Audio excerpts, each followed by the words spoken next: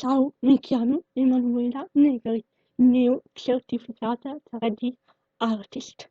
Sì, ho una invalidità fisica, ma questo non deve influenzare la mia vita e il mio lavoro. Se mi concedete la vostra attenzione in questo breve video, vi voglio mostrare un mio lavoro specifico, che non è accuratissimo nei dettagli, ma ha suscitato un interesse particolare tra i miei follower. È una modellazione 3D basata su una persona reale. Infatti lo scopo di questo mio lavoro era proprio riprodurre una persona reale in 3D. Ma adesso non dilunghiamoci troppo in chiacchiere e andiamo effettivamente a vedere il risultato di questo mio lavoro, che vi spiegherò passo a passo. La persona che volevo ricreare in 3D è lui, mio marito, ma per fare ciò non basta solo una semplice foto. Servono quindi diverse foto da angolazioni e prospettive differenti. Poi si passa alla modellazione vera e propria. La modellazione viene creata sulle reference. Le reference sarebbero quelle foto, immagini che abbiamo visto poco fa. Questo è il 3D, eccolo qua, che possiamo vederlo a 360 gradi. Ecco qua. Ecco, questo modello 3D in termini tecnici si chiama mesh. Una mesh è un 3D e è possibile modellarla tramite modellazione, ecco qua, oppure tramite sculpting. Che cos'è lo sculpting? Lo sculpting non è nient'altro che la scultura. Come scolpire sulla cera, noi 3D artist scolpiamo sulle mesh, nei punti in cui vogliamo dare la forma più giusta, quindi migliorare quelle aree in cui la modellazione normale, la modellazione 3D non arriva. In questo caso si può vedere che qui l'ho fatto negli occhi e in alcune parti del viso per accentuare i lineamenti. Ecco qua il 3D. Il 3D richiede molte ore di lavoro, poi dipende dal 3D, dalla forma, da tante cose, e quindi questo è il risultato ottenuto dalla modellazione sulle reference. Bene, dopodiché sono passata a creare i capelli. I capelli si possono creare in due modi differenti. Il primo è sicuramente quello della modellazione. Il secondo, quello che in questo caso ho usato io, è il sistema particellare. Nella nostra mesh della testa si aggiunge il sistema particellare che genera automaticamente i capelli. Questi capelli poi vengono lavorati, modificati secondo le esigenze della pettinatura che vuoi creare. Sono tutte tecniche che comunque spiegherò nei miei prossimi tutorial.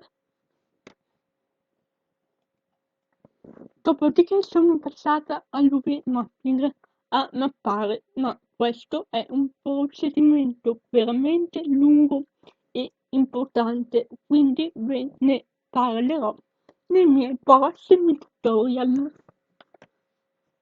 Poi sono passata alla testurizzazione.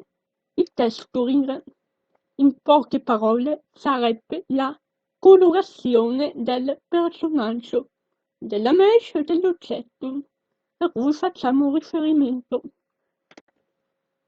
Poi viene aggiunta una armatura, cioè un'armatura. Sarebbero le ossa, lo scheletro del personaggio, in cui ci permetterà di dare movimento al personaggio. Anche questo è un'operazione molto complessa e impegnativa. Ci sarebbe da dire molto sull'armatura, ma non abbiamo il tempo materiale in questo video, quindi mi limito a mostrarvi il reale funzionamento dell'armatura. Qua, andando in Pulse Mode, possiamo andare a gestire l'intera armatura. Possiamo quindi selezionare un osso e premere R. R sta per rotazione. Adesso vado semplicemente a premere X sulla tastiera. La X è l'asse in cui voglio che il mio osso subisca la rotazione. Dopodiché semplicemente vado a muovere il mouse e possiamo verificare il corretto funzionamento di questa armatura, di questa semplice armatura. Stessa cosa possiamo verificarla anche per le braccia. Ecco qua. Ma possiamo anche esagerare, ragazzi, e andiamo a verificare anche la faccia. Ad esempio, seleziono un osso della faccia e vediamo un movimento della bocca, che in questo caso è un movimento un po' a caso, perché ovviamente questa armatura non è definitiva, ma va ancora lavorata.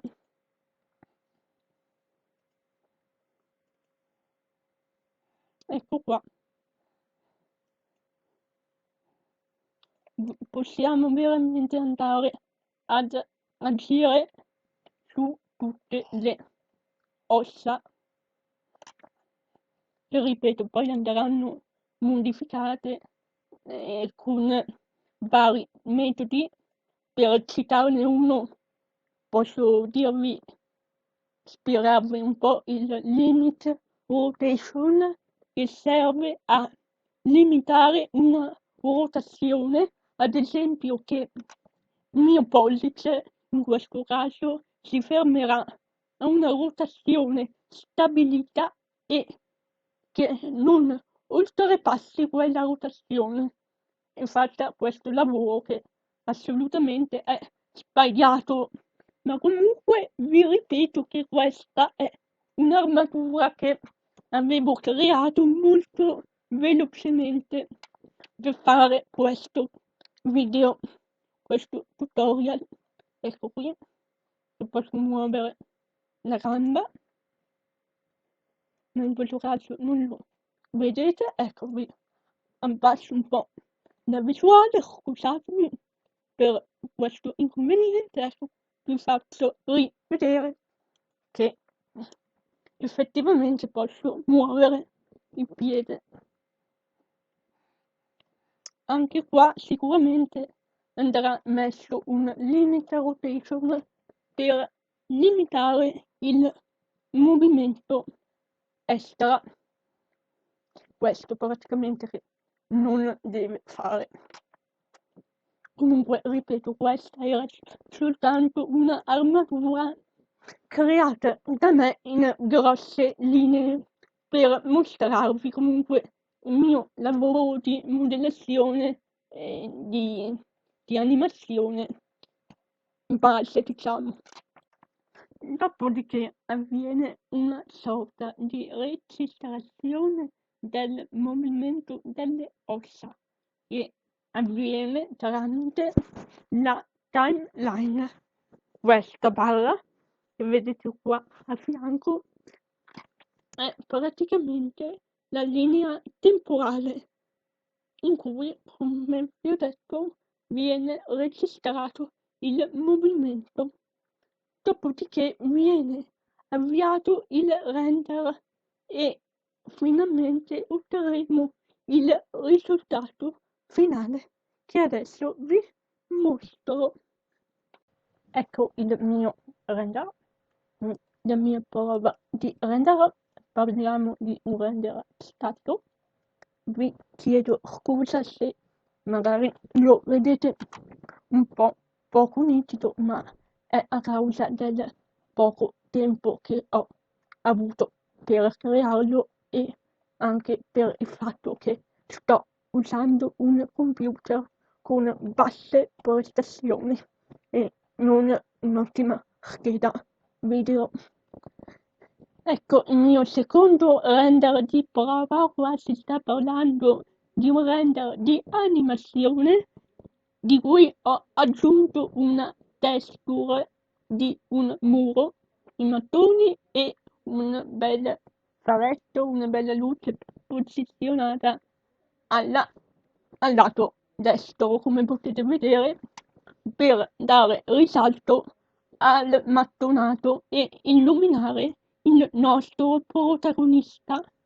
Adesso vi avvio il video per farvi vedere come è venuta l'animazione. Ovviamente, ripeto, questa è stata un'animazione di prova, quindi è proprio un'animazione corta ma significativa perché posso farvi veramente vedere come viene un'animazione. Eccola qua, faccio partire, guardate, ecco qua che Eros saluta tutti quanti, ecco qua, con la mano vi saluta tutti, benissimo, ecco qua.